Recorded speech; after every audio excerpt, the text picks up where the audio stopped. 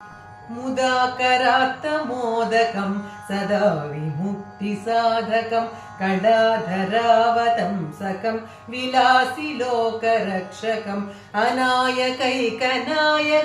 विनाशिते भदैत्यकं नताशुभाशुनाशकं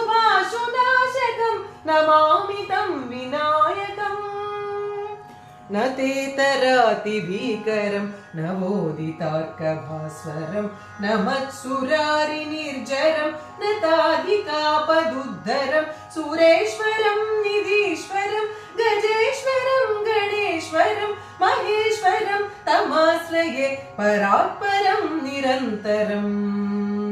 समस्तलोकशङ्करं निरस्तदैत्यकुञ्जरं दरेतरोदरं वरं वरेभवक्त्रमक्षरं कृपाकरं क्षमाकरं मुदाकरं यशस्करं मनस्कृतं नमस्कृतं नमस्करोमि भास्वरम्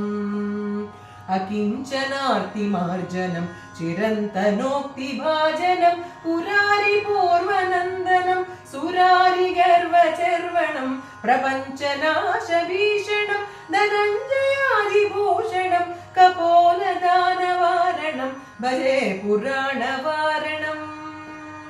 नितान्तकान्तदन्तकान्ति मन्तकान्तकात्मजम् अचिन्त्यरूप मन्तहीनमन्तराय कुन्तरं हृदन्तरे निरन्तरं वसन्तमेव योगिनां तमेकदन्तमेव तं विचिन्तयामि सन्ततम्।